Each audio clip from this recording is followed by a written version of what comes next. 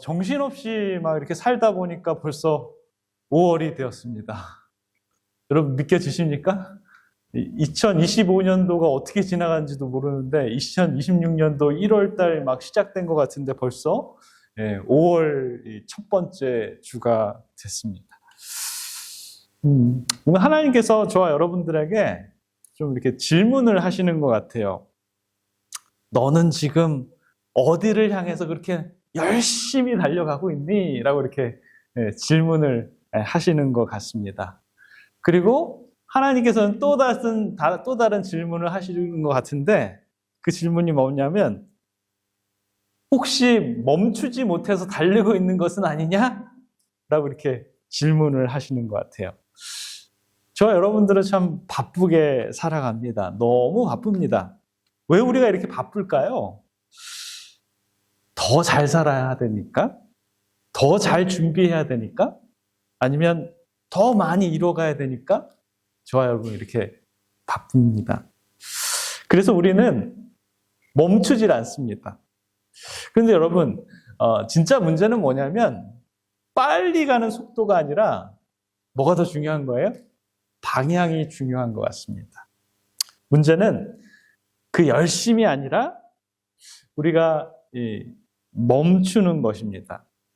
멈춤을 잘 모르면 잘 가다가도 한 번에 확 무너질 수 있다라는 것입니다. 여러분 롤러스케이트 아세요? 롤러스케이트 혹시 타보신 적 있으십니까? 저는 어렸을 때 초등학교 때 갖고 싶은 선물 1 목록이 뭐였냐면 초등학교 3학년 때 갖고 싶었던 게 롤러스케이트였어요. 롤러스케이트도 갖고 싶고 또 스케이트보드도 갖고 싶어가지고 제가 이제 이 학교 끝나면 항상 저 친구들이랑 저기 우리 집 옆에 높은 언덕이 있었어요. 거기 가서 이제 이 스케이트보드를 타고 내려오는 게 저의 그 큰 즐거움 중에 하나였습니다. 그래서 멀리 있는 친구는 저쪽에서 차가 오는지 안 오는지 보고 한 명씩 그 언덕에서 이렇게 스케이트보드를 딱 타고 이렇게 내려가는데 어떻게 됐을까요? 잘 탔을까요? 이렇게 뭐 넘어져가지고 막 여기저기 막 상처도 나고 그런 적이 많습니다. 이 롤러스케이트가 언제 처음 발명됐냐면 1760년대. 그러니까 지금으로부터 벌써 한 300년 거의 한 280년, 270년 전에 이렇게 발명이 됐는데 누가 발명을 했냐면 존 조셉 멀린이라는 사람이 롤러스케이트를 발명을 했어요. 발명을 해가지고 신발에다 그거를 이렇게 딱 조립을 해가지고 이 아주 부유한 부자 사람들이 춤추는 그 무도회장에 이렇게 있잖아요. 거기서 이제 그 첫 번째 이 롤러스케이트를 소개를 했는데 이 사람이 바이올린을 잘 연주를 했어요. 그래가지고 롤러스케이트를 타고 그 무도회장을 쫙 어떻게 등장을 해요? 바이올린을 켜면서 이렇게 막 등장을 하니까 그 부유 상류층 사람들이 눈이 휘둥그레져가지고 아이 저 사람이 어떻게 이렇게 막 가지? 막 그런 걸 이렇게 막 생각을 하는 거예요. 그 막 기가 막히게 이렇게 했는데 처음에 롤러스케이트가 발명됐을 때는 뭐가 없었어요? 브레이크가 없었습니다. 그래가지고 어떻게 됐냐면 이렇게 됐습니다. 큰 유리창에 그냥 확 갖다 박아가지고 바이올린 깨지고 유리창이 막 작살이 나가지고 그날 무도회장이 어떻게 됐어요? 아수라장이 됐다라는 얘기입니다. 사람들이 환호했지만 멈추지 못해서 완전히 박살나버린 첫 번째 롤러스케이트의 등장이었습니다. 결국 그는 멈추지 못하고 완전히 망했습니다. 브레이크 없는 인생은 반드시 충돌합니다. 여러분 어쩌면 이거는 그냥 이야기가 아니라 저와 여러분들의 정말 살아있는 그러한 이야기가 아닌가라는 생각이 듭니다. 우리의 이야기예요. 멈추지 못하면 우리도 결국 부딪히고 말 것입니다. 열심히 지금 살아오셨어요. 2025년 잘 마무리하고 2026년 1월 달부터 열심히 살아오셨는데 지금쯤 뭐 하는 생각을 한번 해봐야 됩니까? 우리 이제 좀 멈춰야 되지 않나? 그런 생각을 좀 한번 해봐야 될 때인 것입니다. 자, 성경에서 말하는 이 멈춤에 대한 여러 가지 성경 구절들이 있습니다. 자, 시편 46편 10절에 보면 너희는 가만히 있어 내가 하나님 됨을 알지어다 라는 그런 구절이 있습니다. 하나님께서 저와 여러분들에게 뭐라고 얘기합니까? 너희는 가만히 있어. 좀 멈춰라 라고 이렇게 얘기합니다. 좀 멈춰서서 누가 계신지를 알아야 된다라는 것입니까? 내가 하나님 됨을 알아야 된다라고 이렇게 얘기합니다. 성도 여러분, 이 말씀은 단순히 쉬어라라는 그러한 의미가 아닙니다. 가만히 있어라는 단어를 이 히브리어로 좀 보면은 어떤 뜻이 있냐면 힘을 빼라, 손을 놓아라, 내려놓아라 라는 그러한 뜻에 가깝습니다. 저와 여러분들은 항상 뭘 하려고 해요? 뭔가를 이렇게 붙잡으려고 합니다. 기회가 있으면 이걸 탁 잡아가지고 내 것으로 만들려고 합니다. 우리는 자꾸 붙잡고 내 계획을 붙잡고 내 방식을 붙잡고 내 염려도 끌어안으려고 합니다. 그런데 하나님의 말씀은 이제는 내 손을 내려놓아라. 내가 하나님이다 라는 것을 우리들에게 알려주기 원하신다라는 것입니다. 어쩌면 이 멈춘다라는 것은 우리가 이렇게 좀 생각하면 이거 뭐 다 포기해야 돼? 라고 생각하는데 멈춤은 포기가 아닙니다. 멈춤은 하나님의 자리를 우리가 확인하는 것입니다. 그래서 우리는 일주일 6일 동안 열심히 일하지만 제7일 안식일에는 뭐 하세요? 쉽니다. 우리는 멈춥니다. 우리가 멈출 때 비로소 깨닫게 된다라는 것이에요. 뭐가요? 내가 주인이 아니라 하나님이 내 인생의 주인이셨구나 라는 것을 우리는 깨닫게 된다라는 것입니다. 사랑하는 성도 여러분, 때로 하나님께서 우리를 멈추게 하시는 이유가 우리를 포기하고 무너뜨리려고 하는 것이 아니라 하나님이 여전히 하나님이시다라는 것을 저와 여러분들에게 알게 하기 위해서 때로는 우리를 멈추고 계신다라는 것입니다. 두 번째 성경 구절은 뭐냐면 디모데전서 6장 6절입니다. 자, 우리 같이 다 함께 한번 읽어볼까요? 시작. 그러나 자족하는 마음이 있으면 경건은 큰 이익이 되느니라. 자, 열심히 달려가다가 딱 뭐 하는 거예요? 이제는 됐어. 이 정도면 괜찮아. 라고 우리 마음이 딱 멈춰 서는 것입니다. 그 단어를 뭐라 그러냐면 자족이라고 이렇게 얘기합니다. 사도 바울 선생님은 여기서 이 자족이라는 단어와 이 경건을 함께 말하고 있습니다. 왜 자족하는 마음이 있는데 경건이 큰 이익이 될까라고 이렇게 생각합니다. 왜일까요? 경건은 단순히 기도를 많이 하고 예배를 잘 드리는 것만이 아닙니다. 참된 경건은 하나님 안에서 뭐 할 줄 아는 사람이에요? 만족할 줄 아는 사람이 참 경건한 것입니다. 그래서 욕심이 우리의 마음속에 있는 뭐가요? 욕심이 늘 우리를 뭐하게 만들어요? 달려가게 만듭니다. 조금 더 이 정도로는 부족해. 너가 저 사람보다는 좀 더 나아야 되지 않겠니 하면서 계속 우리를 욕심 있게 만드는 거예요. 좀 더 달려가게 만든다라는 것입니다. 그러나 자족은 우리들에게 말합니다. 하나님께서 너에게 주신 것이 이 정도면 충분하다라고 우리에게 마음속으로 자족하는 마음이 들게 한다라는 것입니다. 사랑하는 성도 여러분, 멈추지 못하는 마음의 뿌리에는 뭐가 없어요? 자족이 없습니다. 만족이 없어요. 그 자족이 없고 만족이 없는 것은 뭘 의미하는 거냐면 하나님을 온전히 경건하게 믿지 못하는 불신앙이 자리 잡고 있는 것입니다. 내 마음속에 무슨 마음이 있냐면 하나님만으로는 충분하지 못해라는 그러한 마음이 자리 잡고 있는 것입니다. 그래서 자족은 체념이 아니라 자족은 믿음의 고백이고 경건인 것입니다. 주님, 지금 내게 있는 것도 은혜입니다. 지금 내가 서 있는 이 자리에도 하나님께서 계십니다. 라고 말할 수 있는 그 자족이 바로 경건의 한 믿음의 표시인 것입니다. 이 자족을 배우지 못하면 많은 사람들은 가져도 늘 가난합니다. 늘 부족합니다. 그러나 자족을 배우면 부족한 중에서도 우리의 영혼이, 우리의 마음이 넉넉해지고 풍성해집니다.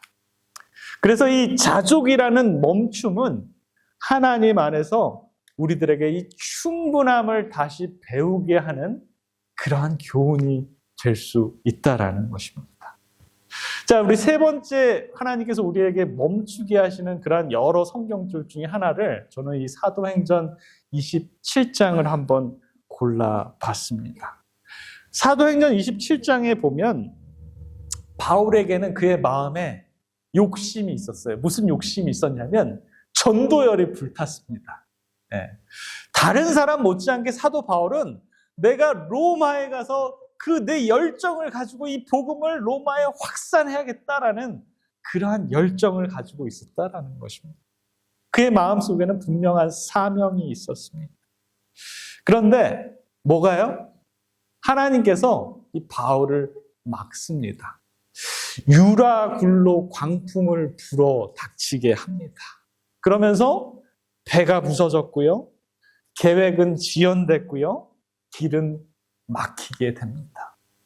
사도 바울 선생님 마음에 어떻겠습니까? 나는 지금 빨리 로마로 가서 이 귀한 복음을 전해야 되는데 내가 왜 이 섬에 갇혀있지? 왜 배는 파손된 거야? 왜 길은 막혀있지? 그런 불평과 원망이 많았을 것입니다. 사람들 눈에 보이는 것은 어쩌면 실패로 보였습니다. 시간 낭비였습니다. 사명의 중단이었습니다. 그러나 하나님의 보는 편에서는 완전히 다른 계획이 있었다라는 것입니다. 그 멈춤은 사명의 중단이 아니라 어쩌면 더 큰 사명의 확장이었다라는 것입니다. 로마로 가는 것이 막힌 것이 아니라 로마로 가는 길 위에 있는 사람들에게 복음을 또 전할 수 있는 새로운 길이 열려 있는 것입니다.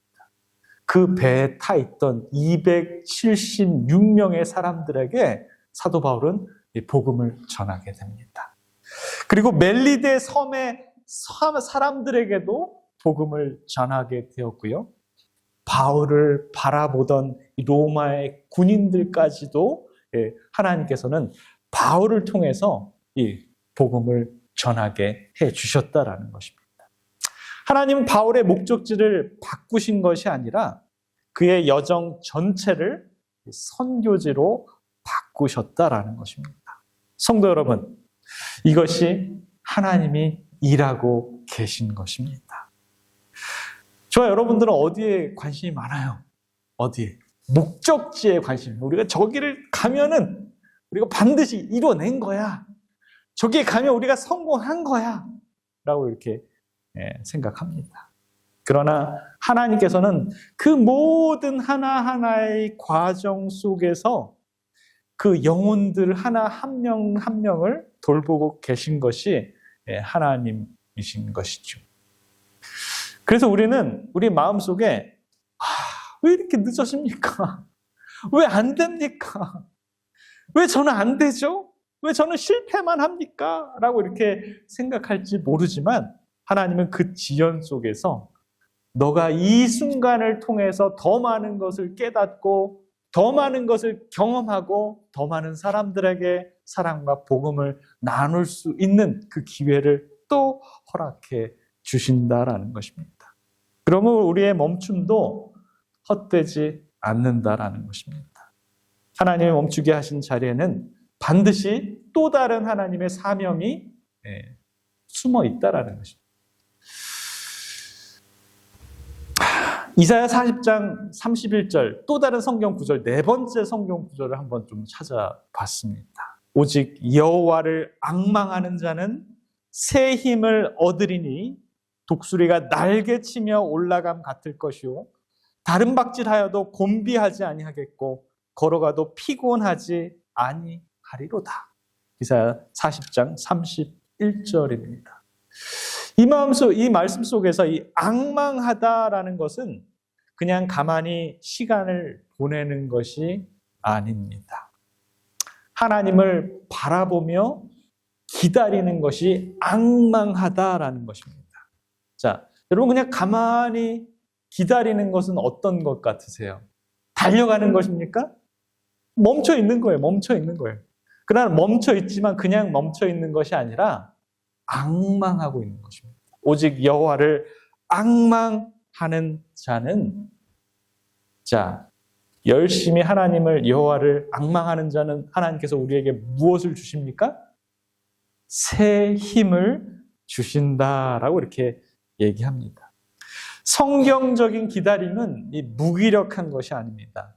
우리의 믿음이 집중되어 있는 것입니다. 사람들은요, 조급하면 어떻게 됩니까? 우리도 모르는 순간에 막 열심히 막 뛰어나갑니다. 더 빨리 가기 위해서 총각을 다춥니다.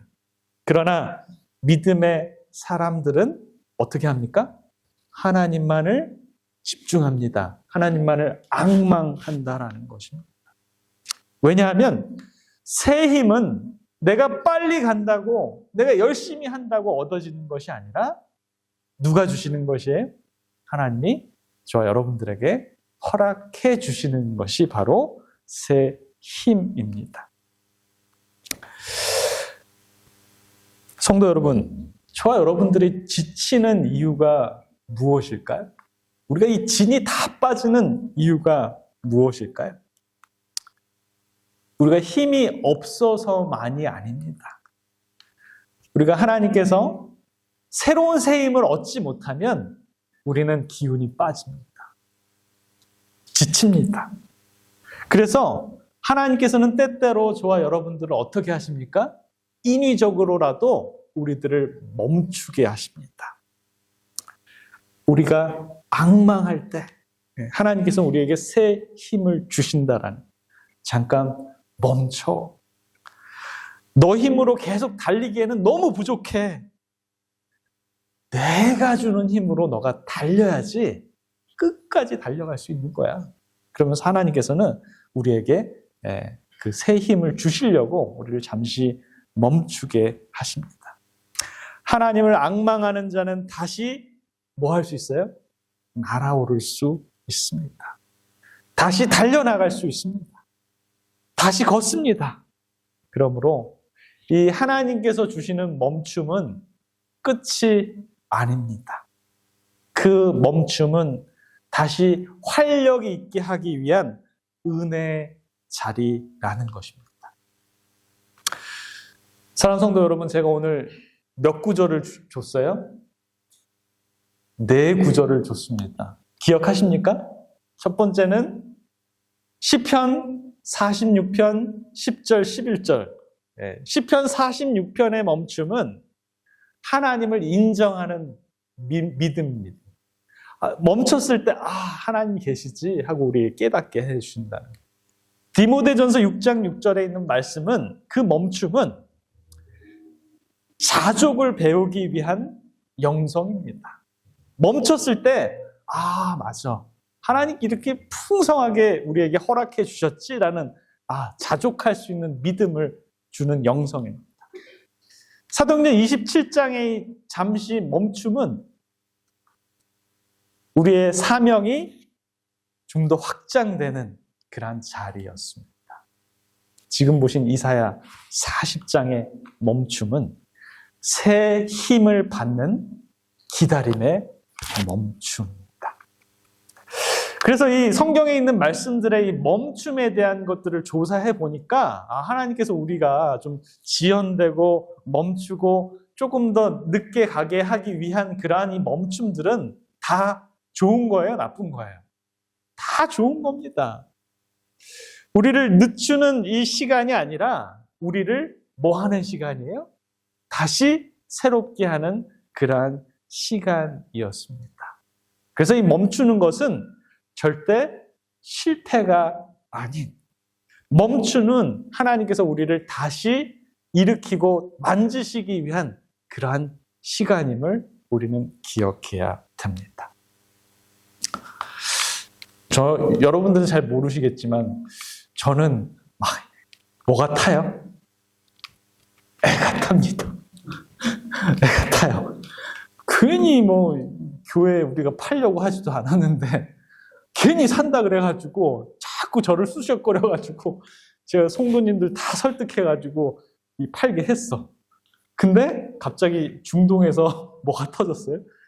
전쟁이 터져가지고 저쪽 교회 사람들이 많이 하는 일이 뭐냐면 중동에서 석유 수입해가지고 저기다가 유럽에다 파는 사람들이에요.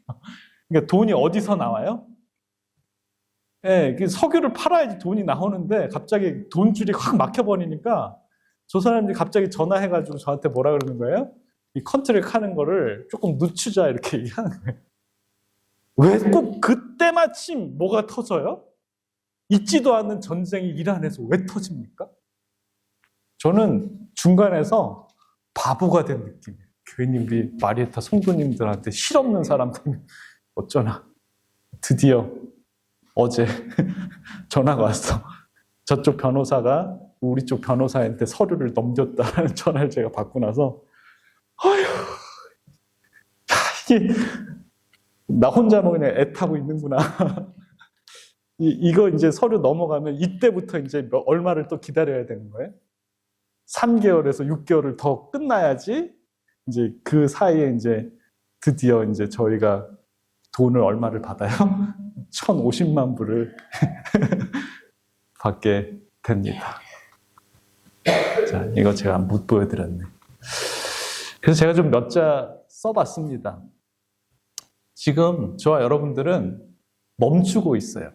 뭐 때문에? 교회 매각 때문에 우리의 마음이 지금 어디에 딱 스톡돼 있어요. 여러분들 잘 모르겠지만 제 마음은 그렇습니다. 지금 우리가 지나고 있는 이 교회 매각의 과정은 단순한 상황일까요? 아니면 하나님이 주신 거룩한 멈춤일까요? 우리는 뭐 합니까? 불안해요. 이게 우리 교회 팔면 어디로 가야 되지? 그리고 궁금합니다. 하나님께서 또 다른 무슨 일을 우리를 통해서 하게 하실까? 그리고 때로는 흔들립니다. 그러나 이 시간은 방향을 다시 맞추고 우리의 믿음을 점검하며 교회를 새롭게 하시며 또 새롭게 하시는 그러한 시간이다라는 것이죠. 여러분 인정하십니까? 우리는 우리의 마음이 멈춰 있지만 누구는요? 하나님은 절대로 멈추지 않으심임을 저는 확신합니다. 여러분 맞습니까? 아멘입니까? 교육이라는 책에 이런 말씀이 있어요. Step to Grace에 이런 말씀이 있어요. 정로계단에 보면 하나님께서는 우리가 이해하지 못하는 길로 우리를 인도하신다. 그러나 그 길은 언제나 가장 안전한 길이다. 아멘이십니까? 정말 그런 것 같아요. 하나님께서 우리를 가장 안전한 길로 인도하시기 위해서 때로는 멈추기도 하시고 때로는 지체하시기도 하시고 때로는 다른 길로 가게도 하시지만 그 길은 언제나 우리들에게 가장 안전한 길임을 우리에게 알려주신다라는 것입니다. 시험과 시련은 우리를 하나님께 더 가까이 이끌기 위한 도구이다 라고 Ministry of Healing 그 말씀에 이런 말씀이 있습니다. 그래서 이 멈춤은 저와 여러분들에게 뭐 이렇게 벌을 주시기 위해서 넌 멈춰라!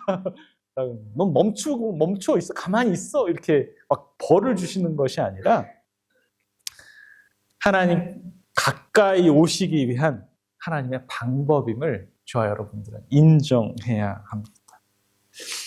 예수님께서도 멈추셨습니다. 산으로 가셨고요. 거기서 멈춰서 기도하셨고요. 혼자 주님과 교제하는 시간을 가지셨습니다. 그리고 또 어디서 멈추셨냐면 십자가에서 멈추셨습니다. 십자가는 하나님의 가장 위대한 그런 멈춤입니다. 세상은 사람들은 저 십자가를 통해서 저 죄인을 가리키면서 실패자라고 했지만 하나님은 그 십자가를 통해서 그 십자가의 멈춤을 통해서 구원을 이루어내셨습니다. 한 아버지가 있었습니다. 아버지가 있었어요. 누구보다 책임감이 있는 사람이었습니다. 가족을 위해서 달렸습니다. 돈을 벌기 위해서 달렸습니다. 미래를 위해서 끊임없이 달렸습니다. 그 아버지는 이렇게 생각했어요. 지금 힘들어도 내가 열심히 하면 나중에는 아주 잘 되겠지? 내가 나중에는 우리 가족들에게 잘해주면 되겠지? 라고 이렇게 생각을 했어요. 지금은 바빠도 나중에는 가족들이랑 이렇게 같이 있을 충분한 시간을 내면 될 거야.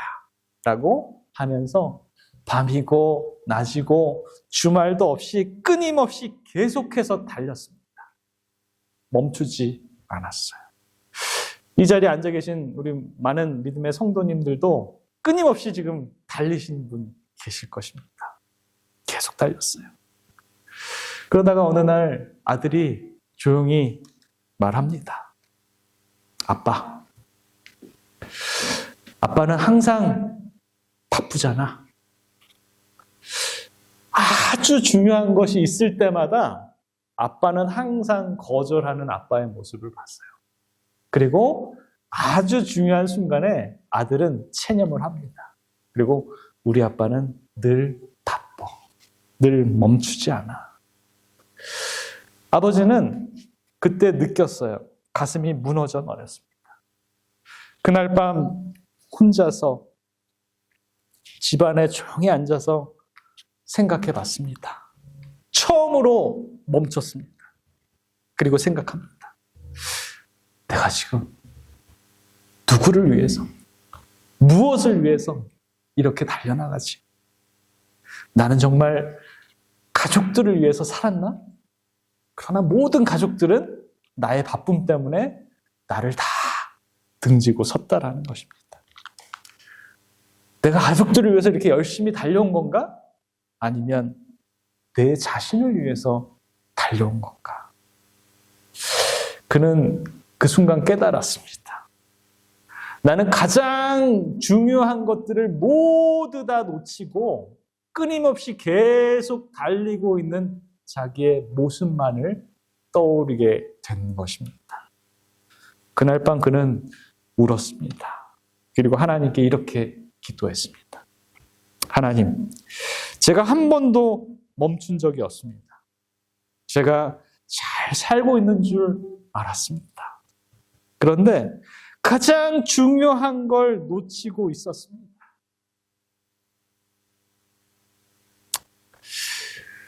사랑하는 성도 여러분, 이 아버지는 실패한 사람입니까? 실패한 사람은 아닙니다. 이 아버지는 멈출 줄 몰랐던 사람입니다. 그냥 고백합니다. 하나님께서 제 아들을 통해서 제가 이 달리는 뜀박질을 잠시 멈추고 제 자신을 돌아볼 수 있도록 인도해 주셔서 감사합니다. 하나님이 나를 멈추지 않으셨다면 나는 평생 가장 소중한 것을 계속 잃고 살았을 것입니다. 이 이야기를 들으면서 이게 남 얘기가 아니구나. 이게 내 얘기구나. 여러분, 혹시 이 이야기가 여러분들 이야기 아니십니까? 하나님이 멈추게 하지 않으시면 우리는 절대 멈출 수 없습니다. 하나님이 우리를 붙잡지 않으시면 우리는 계속 달려갈 것입니다. 그리고 결국에는 모든 중요한 것들을 다 놓치고 말 것입니다. 사랑하는 성도 여러분, 저는 이렇게 여러분들에게 좀 질문을 드리고 싶습니다. 지금 하나님이 여러분들을 멈추게 하신 것은 무엇입니까? 조금 더 제가 솔직하게 물어볼까요? 왜 요즘 여러분들의 마음이 이렇게 지치십니까?